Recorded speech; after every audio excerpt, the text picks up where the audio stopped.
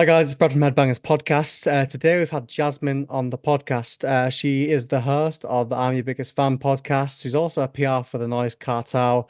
We obviously owe a big thank you to Jazmin. She has sorted out a lot of interviews that are some of our favourites that we've ever done on here. So big up to Jazmin there. We talk in this episode a lot about who she is, how she got into PR with a background in music journalism, as well as why she started the podcast, because it's quite a unique theme. So, what inspired the concept of it?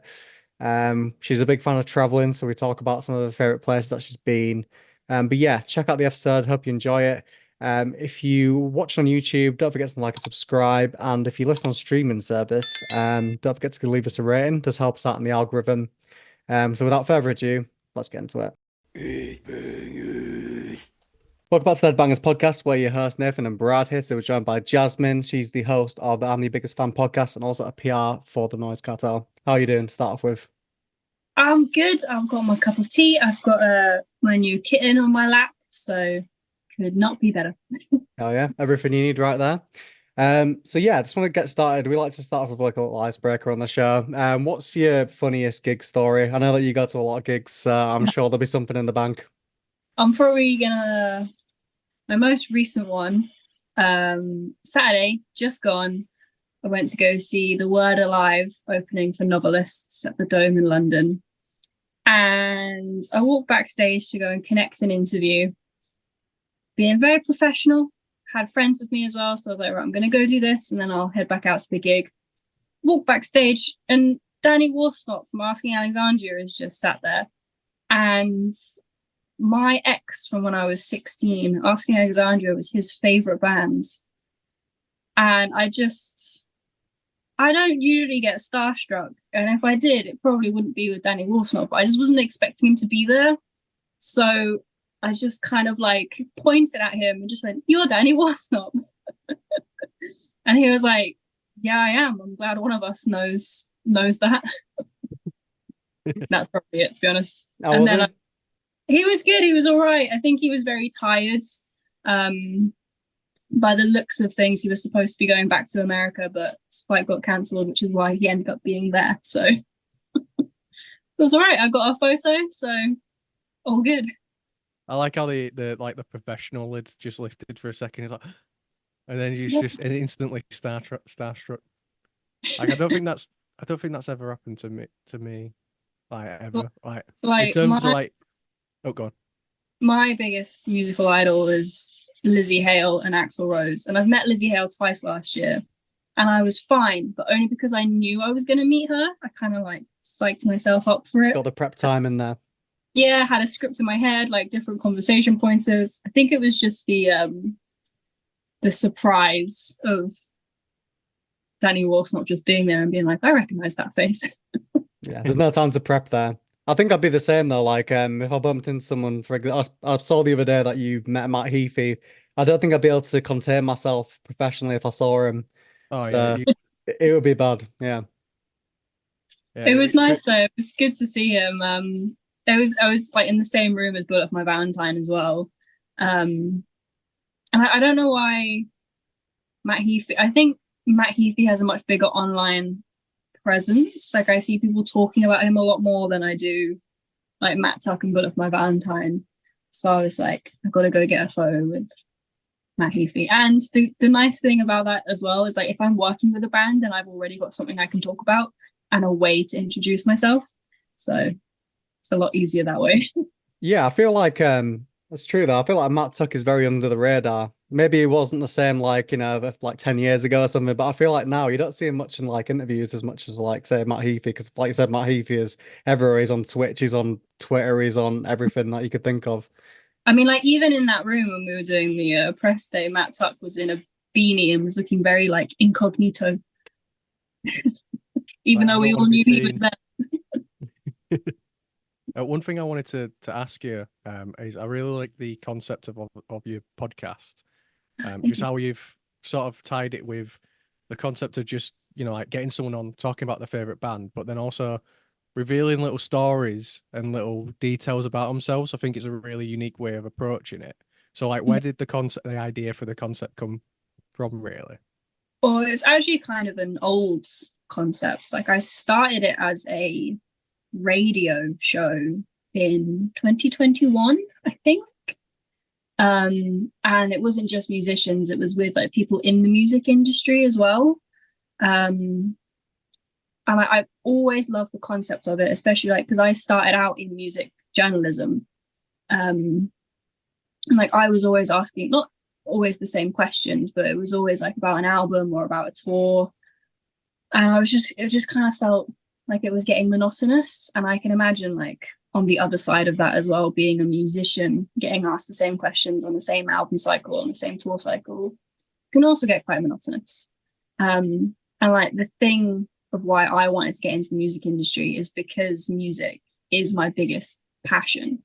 Like I say this to everyone, I'm always a fan first, professional second. And I find, especially now being in the music industry, a lot of people forget that. And I just kind of wanted to like revisit the bands and the reason people got into this line of work in the first place, because it's not like any other industry. You know, like music is such a hugely informal, passionate career path. And yeah, and like I don't want to ever forget that myself working in the industry. So it's nice to be able to share that with other people as well. So it started as a radio show. I don't think it was the best format for it because I had to throw in music in there as well. But it was the music of the bands we were talking about. And the bands we were talking about tended to already be huge, like Black Sabbath and Metallica. And those bands don't necessarily need the airplay anymore. And I was like, oh, this is a bit shitty for the bands I'm interviewing who could do with this platform instead of the bands they're talking about, if that makes sense. And then like life just kind of got in the way. Obviously got a full-time job in the industry and I'd always wanted to bring it back. And I always wanted to bring it back in podcast format. I was supposed to start it again a year prior with my ex, but we broke up. So again, life got in the way, had to focus on getting through that before I could tackle it again.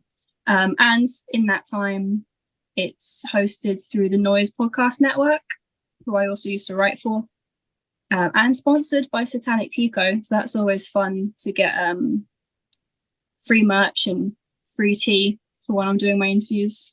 But yeah, that's where it kind of came from. Like I don't want to forget my passion for music, and I don't want the musicians that I work with and hang out with to forget it either. I think that's really cool, and I think me and Nathan will probably resonate with a lot of what you said there in terms of like, you know, you want to speak to the bands and let them, you know, not forget where they came from, like the fans of the music first. And I think, you know, we were like when we first started it, we were thinking, you know, we see all these interviews like Loudwire and stuff, not to bash Loudwire or anything, but you know, there's always those generic questions I see on interviews all the time, and it's like asking the same things, like, and I'm like, we wanted to kind of speak to bands like and ask them the questions that we would want to ask them like as fans. Yeah. You know, so sometimes we'll go on like tangents, we'll talk about like sci-fi movies, or we'll talk about like, you know, what they get up to in their spare time, what are the hobbies. Like I think we were speaking to like Borknagar last week and we were talking about like documentaries about people with weird hobbies, and we just went on that for like half an hour. So that's always the fun bit, I think, like just kind of going on tangents. But yeah, I think Yeah. it's a cool reason to start a podcast for sure. The nice thing about it as well is that like you're already talking about something that they're already passionate about. So like even off the bat, they're already excited to do this interview. Like compared to other interviews I've done where, you know, sometimes it's a bit obvious that an artist or a musician has done this for the fourth, fifth time and they're already a bit tired of it. This time around, like it's all just the veil comes down. They get to forget about being a musician for a little bit, and just like the excitement's already there. And I'm always like so filled with like heartwarming wholesomeness at the end of all my interviews. Sometimes they go on for like 2 hours, which is not fun to edit, but it's good. Yeah. To be fair, I think that's a really interesting point, to be fair, like with them already being excited, because like I noticed there's like almost no like warm-up period when you do the interviews. Just because with us we always get it where because we have to figure out. That's why we've got the icebreaker question, because we have to Mhm. figure out a way to just like get them immediately excited or immediately wanting to talk. So like, Yeah. we always ask them that just to open them up a little bit more, and then follow for with the rest of the questions after. But sometimes you'll get it where you can tell they've been on the press cycle for ages, and they're just there like, this is like the 50th one I've done today. Yeah. I'm really tired of doing this. It's annoying as well, because especially with interviews, like sometimes you might only have 20 minutes, and that's not a lot of time to gain someone's trust. Yeah, that Whereas is true. if you're talking about something that you're already on the same wavelength about, you're laughing. Yeah, it's interesting that you do actually have to gain the trust. It's super cool. Like I know there was one band, and I'm not going to name them, and we ended up having a great interview in the end. But like, we were worried that they were going to be really serious. Like we kind of got the impression from the messages that they're, I guess we're taking things a bit more serious than like another band that would, just be a bit of a silly goose on an interview. But we started talking about like history and like, we knew that they were big on like Saxon history because that was like part of their theme, and then they just went off for like 2 hours. Mm. Like, they were absolutely loving it. And it's just interesting, like the moment that they change and they kind of take down the facade and then you see who they really are. And that's always the fun bit, I think. Yeah, exactly. Exactly that. So how did you become a PR then? You said that you were, doing music journalism since you were young. Like how did that start? How did the interest start? How did you get into it? Give me the full story. Completely fell into PR by accident, to be honest. So I studied music journalism at university. I had one module on PR, and it was nothing like what I'm actually doing for my job. So, like, I moved to London in January 2020 for journalism and to get a job in the music industry. And obviously, January 2020, not the best of times to be moving to a completely different city with no friends or anything lined up. But thankfully for me, lockdown was actually a blessing in disguise, because it meant I could just spend all of that time online, building my contacts, building these relationships, interviewing as many bands as humanly possible, and reviewing as much music as possible as well. So for like those first 4 months, lockdown was invaluable to me, basically. And if I hadn't have had the time to do all of that and do all of that of my own accord and off my own back, I was still applying for like loads of jobs, getting horrendously rejected left, right, and centre. And then I landed a internship, again, perfect timing, with LD Communications, who do press for Download Festival. So I was their intern during the Download pilot. And I was only there for like 2 months, and literally the stars could not have aligned better. And I came straight out of that internship into a full-time job with Hold Tight PR. It was originally supposed to be another internship, but they liked me so much and we vibed so well that they just hired me full-time instead. And I learned on the job as well. So yeah, landed in it by accident, and then was with them for about a year and 4 months. And then Adam from the Noise Cartel reached out to me and was like, I've got an opening. I can't be bothered to do any interviews. Do you want the job? And I was like, they were one of the companies I'd applied for before. And I had an interview with them, and I was like, I almost got it, but they went with someone else. So it was kind of a no-brainer, really, to make the switch.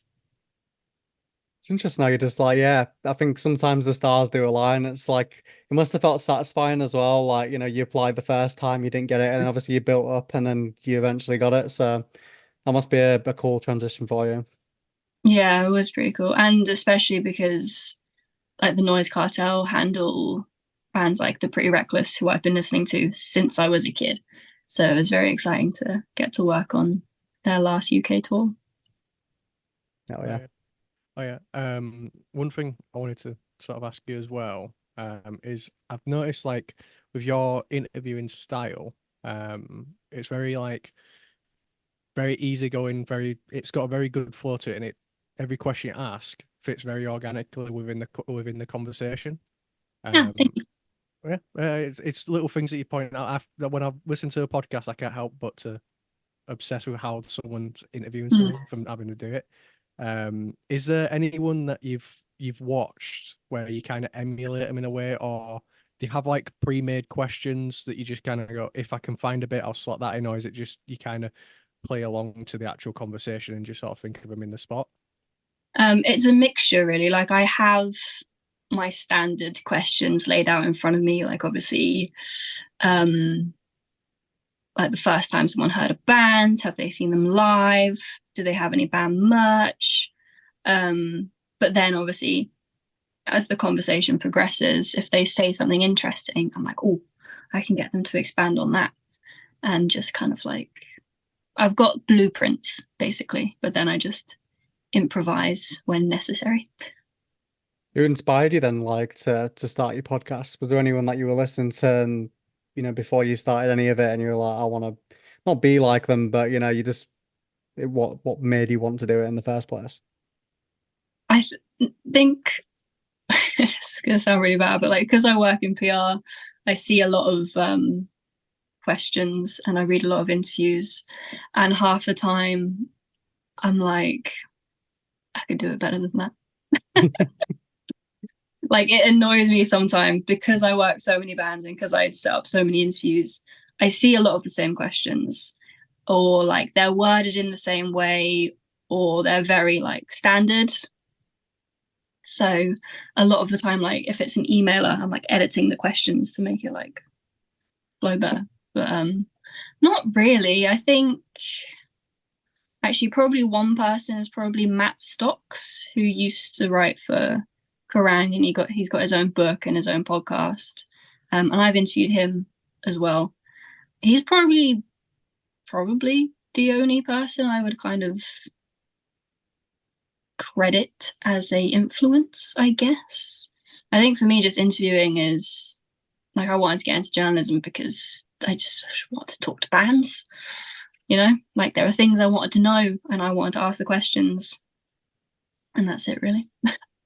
Yeah, I think that's a good reason. And like I said, it's cool that you feel more integrated in the community. Like beforehand, you just never thought that you would be having these opportunities and like meeting people and speaking to them, like all the kind of things that you just never thought would happen. But I also think like your point about wanting to be different from what was out there is a good reason enough, because there's plenty of questions like that out there. So like trying to break the wheel is also a great thing. To be honest, like when we started the podcast, I don't know about Nathan, but like, I had people that influenced like, us doing it. Like obviously, um, Vox and Hops, like Matt from Cryptopsy, like that was one that we were both watching, I think, at this time when we started. So that was a big one. But like interviewing style, I've always like, sounds weird, but Sean Evans from Hot Ones, the guy who does the Hot Wing challenges with celebrities. I don't know. I've always been a fan of the way that he interviews people and he just asks them questions that like they just don't expect. And I feel like he holds the conversation with them and he's always like channeling their energy, when he's doing the interviews. So, but I don't know, it's a weird one, but it always inspired me. Yeah, it's always nice when interviewers have like a unique selling point, like a sort of theme based around it, not just like the standard stuff you see everywhere. Oh, yeah. For me, it was always Sean, like Brad, but Louis Theroux as well. I like how Louis Theroux interviews people. Because he'll ask a question, but he'll ask it so innocently it lowers the guard automatically. But he knows what he's trying to get from asking the question. So like it's a double-edged sword. It's really I think he has a really interesting way of doing it. It's just the confidence. Like, you just gotta fake it till you make it. Yeah, but like how he does it is like he's not even sure about the question himself. Like so it's immediately like the person's like, I suppose I'll fucking tell him. And then I tell him like, oh shit, I fucking fell for it.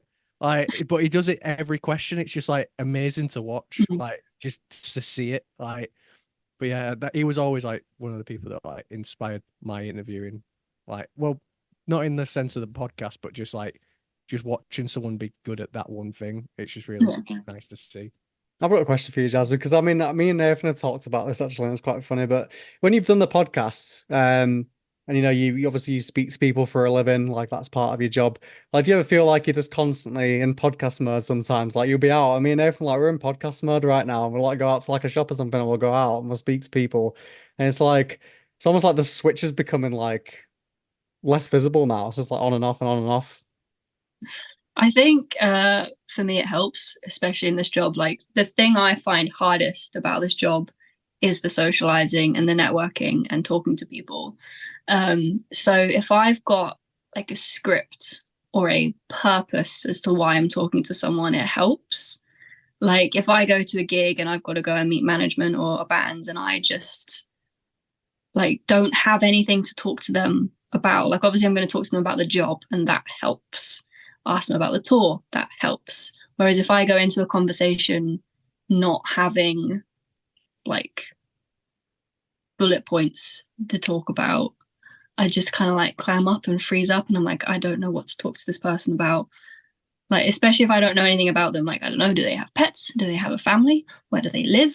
Like, these are all things I need to know so that I have something to talk about. So being in podcast mode helps. Definitely. Oh yeah, I've noticed like Brad, like I noticed you used to avoid people like the plague. Yeah, when that you is used to very go true. out and all that. But now I'll catch Brad talking to more people than me, and I'm like, look at him go. It's The beautiful. podcast, it builds you up, you know what I mean? Yeah. Yeah, because Nathan's not being like Nathan is like he could have a conversation with a chair for about 20 minutes and still find interesting things. But like, yeah, that wasn't always the case with me. But yeah, the more you do it, you just kind of like it's like building your skill level up, innit? It's like you just eventually just becomes second nature. Yeah, It is a exactly. curse as well. It is Mm. definitely a curse because I find chewing everyone's ear off everywhere I ever go. And then I can tell by the end of it, like they really wanted me to fuck off like 20 minutes ago, but they couldn't because they were locked in. What was your biggest achievement, would you say, as like a PR? Like, obviously you've got to meet some amazing people, you've been to a lot of gigs. What's the standout moment for you? Personally, meeting Lizzie Hale twice last year and not losing my shit. Professionally, I have a couple of things coming out in the next couple of months, which will be up there. When is this going out? This is It'll be so we do every bi-weekly. We're having to do maths now. So it's bi-weekly. We've got one dropping next week, so it'd be the week after that one. So like 4 weeks from now. Is that right, Brad? Did I yeah, do the math right? Yeah. 3-4 weeks, yeah. Yeah. Okay. Well, I've got a couple of Metal Hammer things coming through in April. So keep an eye out for those. And like I've gotten new noises before in Metal Hammer, but I've never coordinated like one of the full big like 2, 3, 4, 5 page spreads before. So that's exciting. And also my first cover feature is coming out next week. So that's Congratulations. Thank you. So yeah, Okay. those will be the professional ones finally coming to fruition. But personally was meeting Lizzie Hale, and at the Heavy Music Awards she called me gorgeous, and that still helps me get out of bed every day. You just have it like written above your bed, it's just Lizzie Hale's face in the quote, and you just look at it and pray to it every morning. Well, I've got on my guitar behind me a photo of us. Oh, okay. So not far off then. She gave me an autograph as well, so that's up there. Oh wow. That's super cool though. Yeah, that's very cool. That's very cool. I know that you've mentioned on your podcast that your favorite band is Guns N' Roses, and you also mentioned your favorite song is Welcome to the Jungle. Yeah. But what is some of your deep cut Guns N' Roses songs that you tend to listen to that you'd recommend to someone? This is my favorite question because I haven't answered this. Firstly, it's the song Coma off the end track of Use Your Illusion 1, because it's a 10-minute long song, right? It doesn't have a chorus, but Axl Rose's lyrics in it are insane. And I used to sing that every day after school as like a warm-up when I used to do vocals. And it's just amazing. And I remember when Guns N' Roses got back together, and I saw them live a couple of times, and they played that song live, and I was just like losing my shit over it. So Coma is absolutely up there. What else is there? Loads. Probably off Appetite, the song It's So Easy. Great song. When I was like 9 years old, just getting into them. No one else I knew was into rock or metal. And I was like trying to get my friends into it. And at the time, it was the first song I'd heard that had swearing in it. And there's a lot of swearing in it. So I would make my friends listen to it thinking it was making me cool that I was showing them this music. Until their parents got a hold of my parents. They were like, why is your daughter trying to corrupt our children? How did you get into it? Was that like your gateway then, Guns N' Roses, into like heavy music then? Well, weirdly, I didn't get into heavy music until lockdown 2020, which is very embarrassing because my dad is a really like old school rocker. Like his favorite band is Iron Maiden, and I get a lot of my music tastes from him. And when I was younger, so he doesn't like anything remotely screamy, remotely growly. So he would always like shun it or like turn it off if it came on. And for so long, I held his opinions as my own. And I had exes from back then as well that were into heavy music, and they were always like trying to shove it in my face, and I was like, no, too heavy for me. And it wasn't until lockdown 2020 that I was like, I should probably attempt to review music that I don't know I already like. And it was I guess like my gateway into heavy music was Lamb of God's self-titled album. Solid. I reviewed that, and I'd never listened to Lamb of God before, and I fucking loved it. And I think because like I got into it of my own accord and not having any expectations, like I was just listening to it for what it was and not wanting it to be something else. And then my uncles who I stayed with during lockdown, for some reason, were like asking me about Slipknot. So I just like started doing my own research to relay to them stuff about Slipknot, and in doing so, just kind of realized that actually, yeah, I like Slipknot, even though I used to hate Slipknot, but I'd never actually really listened to Slipknot. So yeah, and it went all downhill from there. And then when I was working with Hold Tight, they were on retainer with Unique Leader, who, for anyone that doesn't know, Unique Leader Records, everything on that record label sounds like a demon from hell. So I've become accustomed to it now. But no, I'd say Lamb of God was my gateway into heavy music. But I've always been into like quote unquote dad rock and glam rock and stuff. That's cool though. Yeah, I think it's interesting to like take the journey on your own. I guess lockdown, I feel like a lot of people discovered things in that time period. So I guess that was the gateway for you. That's pretty cool though. And now you haven't looked back since, right? No, I haven't looked back since. And now I do press for Lorna Shore. So it's insane. That was awesome though. Oh yeah, the curve from when you first get into like super heavy stuff is so steep. Like now, it's gotten to the point where I'll show someone some of the shit I'll listen to, and they're like, "That's not that." People who like the same music and just like, "That's just nothing. That's just not even a song." I'll be like, "Nah, it sounds amazing to me." I'll just listen to just like basically the how to get me to like a band is inaudible vocals and really chuggy like guitars, and then that's it. If I've got any of those two things, I'm fine. That's all you need in life. Yeah, no, honestly, I'm a very simple man, and if it's got any of those two, I'm like, yep, that's sick. And anything that branches out, I'm like, I can't get down with that. Yeah. It's definitely one of those things that you have to get into naturally and at your own speed. Oh yeah. Ended. Yeah. It's interesting though, because then like, you look back and I remember the times where, I was younger and I would like, even just playing something like Slayer, I'm like, this doesn't make any sense. Like I just can't gel with this. Like it was a very gradual thing for me. Like, I started with a bit of new metal, like classic rock and heavy metal bands, and it just sort of progressed in that. And yeah, same as Nathan did. Like, it's like the things I can listen to now. If I saw myself at 15, like I'd be like, no way, definitely not.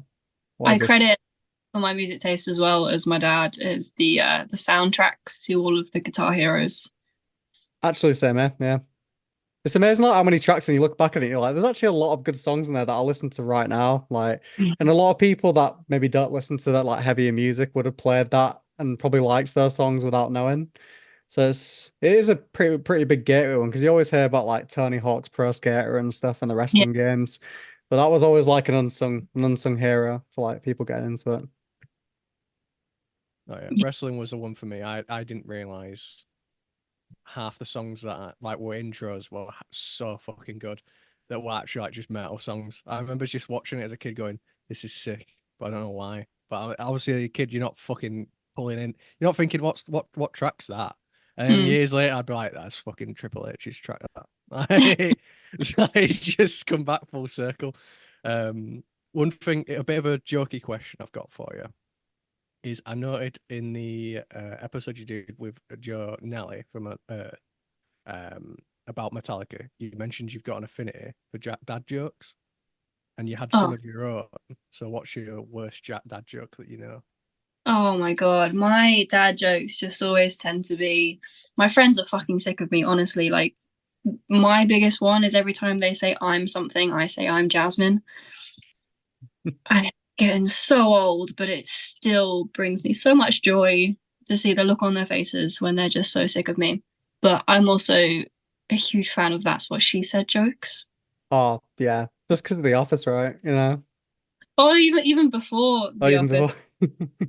I just my sense of humor is very juvenile. It's very simple. I feel like as well, I imagine the more that people get more discomforted by it, the more amusing it becomes for you. Yeah, I like saying it when like it doesn't quite make sense, but you have to think about it a little bit too hard. Those are the best ones. I love the Love it. feeling that when you're about to tell a joke that that's everyone's not gonna find funny, but to you it is, and then Hmm. just feeling the disappointment come off of them, that makes it's such a good feeling. When you're just there like waiting for it, and then they all look at you and you're like, yeah. I mean, I Just always say as long as it makes me laugh, that's the important thing. oh, Absolutely. it's a warming feeling. I love it. That's how you know they're your real friends, when you can make jokes that they get so sick of, but they still stick around for you to make even more jokes. Oh yeah, the amount of times I've said the joke to Brad that's fucking terrible, and he's looked at me with nothing but disappointment in his eyes, and I've just been there like, ah, just giggling my little like fucking heart out. It honestly it happens like once every time we see each other in person. It's very true. How I far w away do you live from each other? We live in the same city, so like Oh, to nice. get to his, it's like 12-minute drive. Well, 12-minute taxi drive, half-an-hour bus journey. Oh, that's Yeah, amazing. it's Leeds, so like everything's pretty close by. So yeah, I live in the city and Nathan lives a bit outside of it, so it doesn't take long. Lovely. That's a good friendship. It was even better when he lived with his mum because it's like his house was literally like fucking 10 minutes that way. So it was just like I'd be like, you want to film the podcast tonight in person? I was like, yeah. Like it's just been so easy. Yeah, now Yeah. it's just an inconvenience to do that. That's why we're doing it on Zoom. Yeah, now it is. I want to ask because I know you're a big fan of traveling and you've traveled to a lot of places. If you could go anywhere in the world right now, say you got unlimited money, you could do whatever you wanted to do, where would you go and why? Probably somewhere like the Maldives, just because I've not been on like a nice, relaxing, summery beach holiday since like I've been an adult and I've had to pay for it myself. Like when I was still living with my mum, she loves holidays like that. So it was a no-brainer that I'd get to go with them. But now that I'm an adult and if I want to go on holiday, I like there's just so much in the world that I want to see. And I have this like weird anxiety about time where like, so I've just come back from America recently in January. First time I'd ever been. Did 3 different states and cities.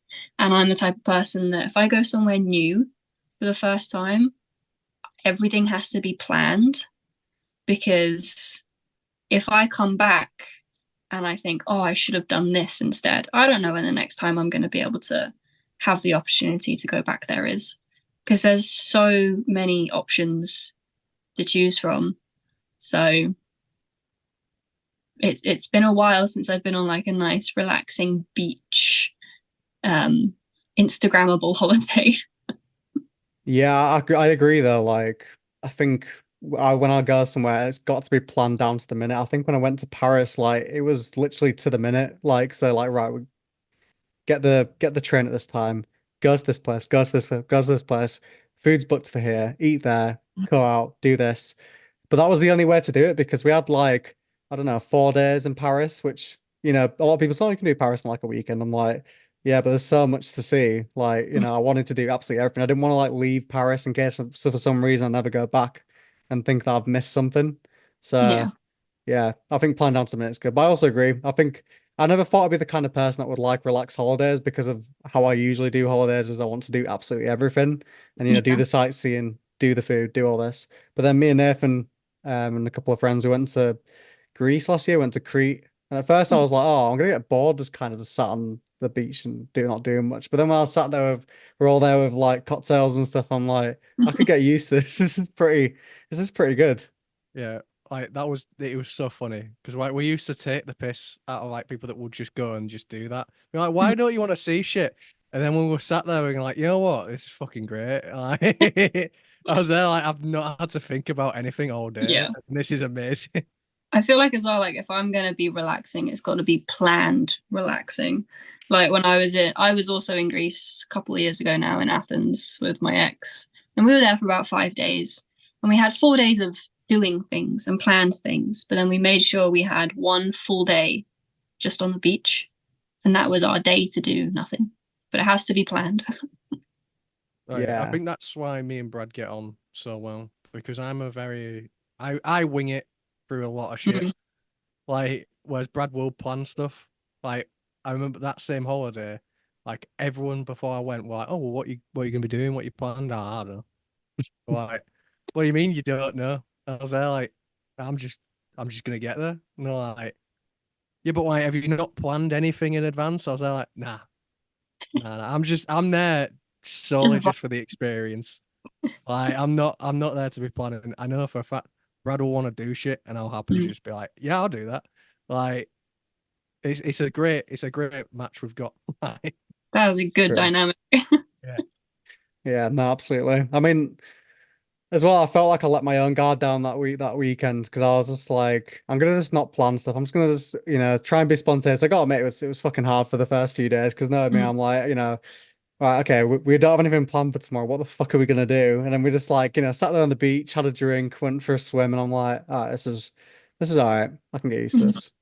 You're missing out one key detail of going to the beach and having a swim was when you made us walk all the way around fucking Crete to find a rocky beach that was 2 minutes down the road from us.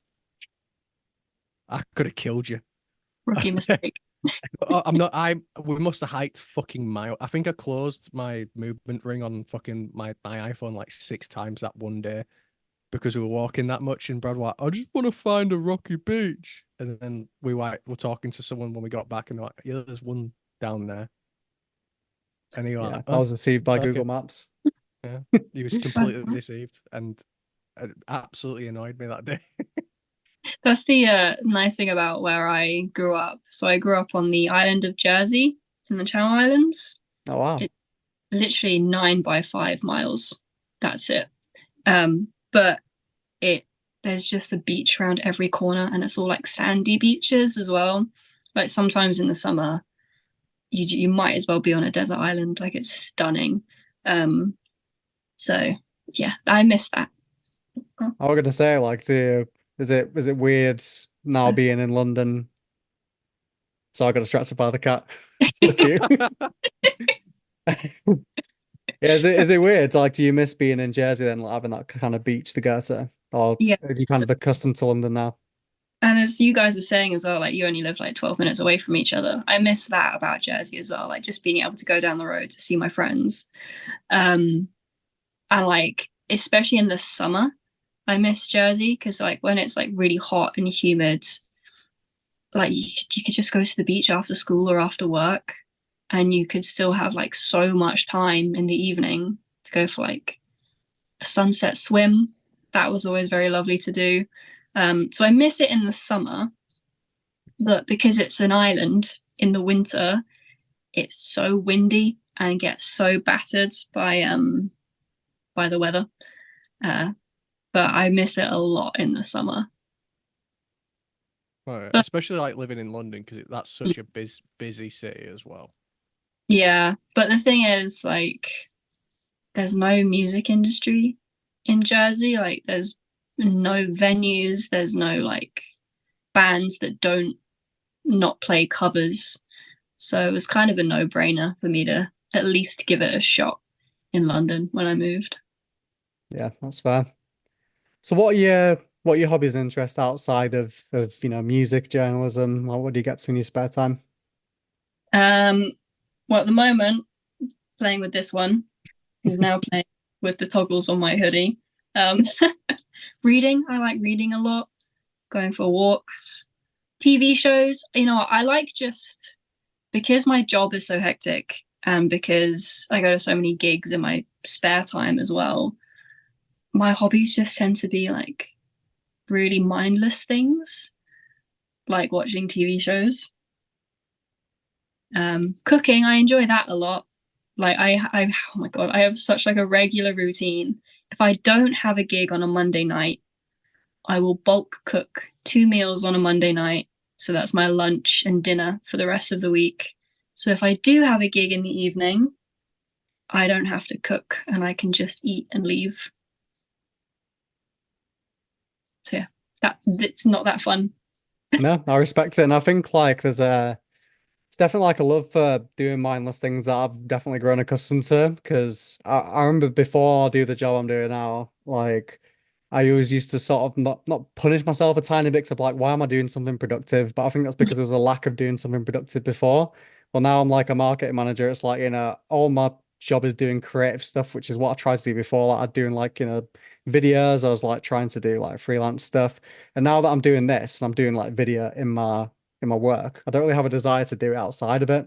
So when I get Yeah. back now, because I'm so knackered from it all, I just love, yeah, just switching off, watching a show, reading an audiobook, playing a game. Like that's me sorted. Just turn my brain off. Yeah, I really wanted to this year, like actually get a hobby or like learn a new skill. Um, I've been learning Spanish for a while now. I do that every day for a little bit. This time last year, I just started pole dancing classes, but that got very expensive for 1 hour a week that I couldn't always do because it would usually be when I had a gig. But yeah, I do need to find like an actual proper hobby at some point. I'd like to do something dance related or like go to the gym or do yoga. But as I said before, like sometimes I just want to switch off, which is the majority of the time. Oh yeah, I've also definitely grown an appreciation for the mindless stuff Mhm. because I You need it. oh yeah I was talking to someone recently and they were like, if I don't do anything productive, I feel like really guilty, and I was like, Mm. no, your brain really needs that shit because like you otherwise you're just gonna constantly burn yourself out with Yeah. anything, and then when you actually get to doing something you want to do, you're not gonna want to do it. So you need to just allow yourself at least just 5 minutes to do fuck all, Mm-hmm. because like otherwise you will just genuinely I found like it like last year I put myself on so much shit that I was just constantly burnt out. Yeah. So like when it came to doing stuff I actually really looked forward to, I just like, why the fuck am I doing this? So like now I just kind of put more time aside to just go, you know what, I'm just gonna do fuck all today and I'm just gonna like it. So, Yeah, exactly. Need that. oh yeah, you need that reset. Absolutely. So I've got one more question for you, Jasmine. Mm-hmm. So usually we do it about bands, but we'll do it if you were in a zombie apocalypse and you were trapped with only your PR team that you work with, who would you be most reliant on, and who would you be least reliant on, and why? Name For them. the people that I work with in my company. Mhm. I think so. Both Adam and Nelly are quite vocal, and Adam, if you don't know him, he looks quite scary. And Nelly is French, so she's got no filter. So I'd probably hide behind the both of them. I think they'd make a very good team and be scary towards zombies. Unfortunately, don't think I could rely on Dave that much because he has quite a few health issues. So I think me and him would just be like, we'd be hiding until it was over, I think. And then I think the other two would be fighting their way out. And then our intern, Abby, who I adore and has been such a lifesaver, I think she would also probably go out and fight as well. So me and Dave would probably hide behind those three whilst they did all the hard work. There you go. It'll be an easy ride through the apocalypse then. Yeah, exactly. I'll probably just sleep through it, to be honest. That's what I do anyway. But yeah, thank you so much for coming on, Jazmin. And obviously, we've got to say a high thank you for all the amazing interviews that wouldn't happen if it wasn't for you. So much No worries at all. appreciated. Giving my bands a platform. You make my job easier as well. No, that's great. But yeah, no, honestly, thank you. Like I said, we're very thankful for all the bands that you managed to sort out for us. Yeah. No worries at all. Thank you guys for having me on. It's been nice to actually have a conversation that isn't over email. Yeah. I know. But yeah, no, thank you, and best of luck with your podcast. You're doing some amazing stuff, and it's nice to see like a fresh take on like podcasting, as opposed to like the other metal podcasts that are out there. So yeah, keep it up, and I'm sure we'll be in touch soon over email about something else. So yeah, Of course, no worries. Thanks, guys. Have a Yeah, good no evening. worries. take You care. too. Thank you. Bye.